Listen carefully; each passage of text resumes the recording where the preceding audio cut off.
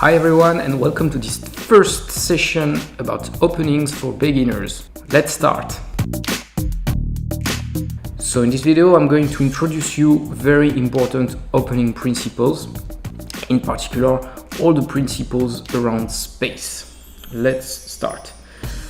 It's all about space. In particular, you've got to pay attention to the center of the chessboard and get control of it.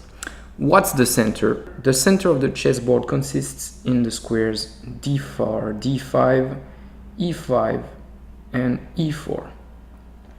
Usually the player controlling the center has a huge advantage. So now you may be wondering what to play. So simple and good move is to start with either the d or the e pawn. And there are many other moves that work, but they are probably a bit trickier, so at first it's best to focus on simple and good moves in the opening like e4 or d4 for instance. So here white has just pushed the e4 pawn, which is a very good move to start with because you occupy the e4 square and you control the d5 square. Also, another advantage is that it clears some nice diagonals for the bishop, but also for this queen. So now these two pieces are able to go out without much trouble. The other simple and good possibility is to push d4. Here you have your pawn on d4 and you control the e5 square.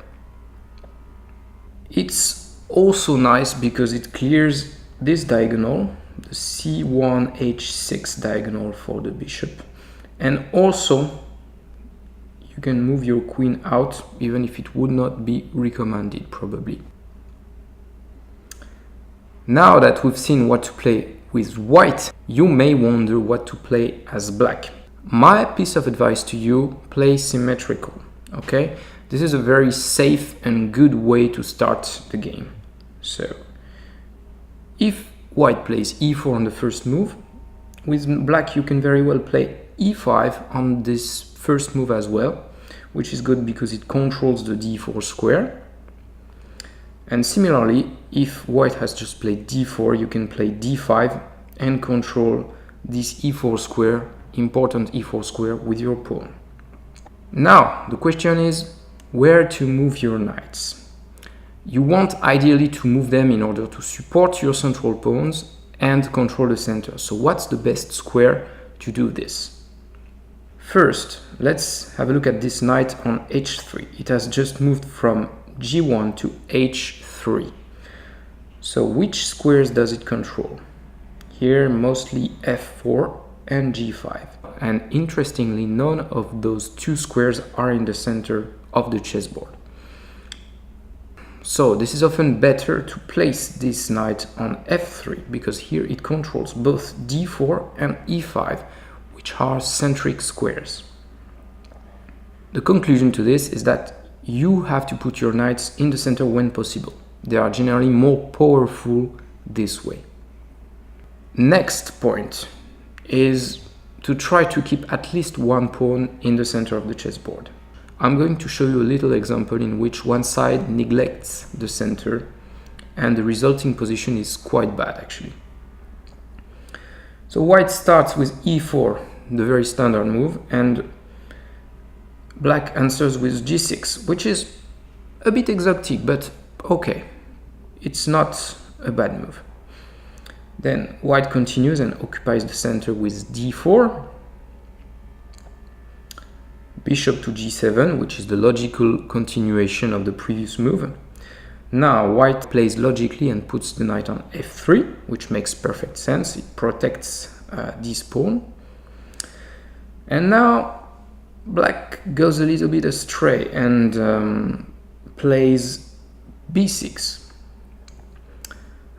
We can argue that a simple move like d6 would have been better, controlling at least one square in the center.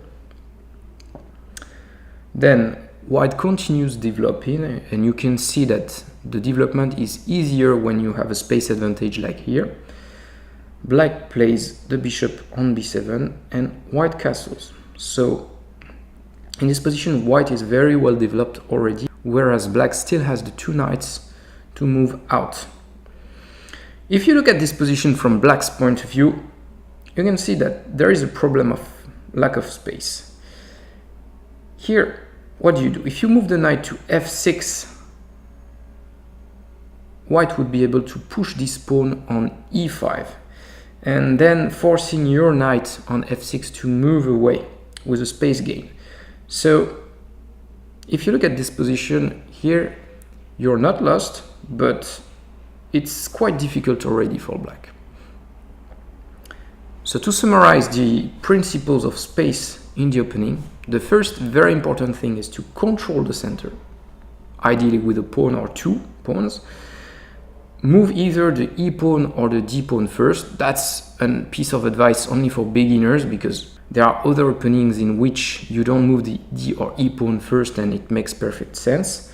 And then try to, as much as possible, to support your pawns with your knights. So in the next chapter, we'll see how to deal with material.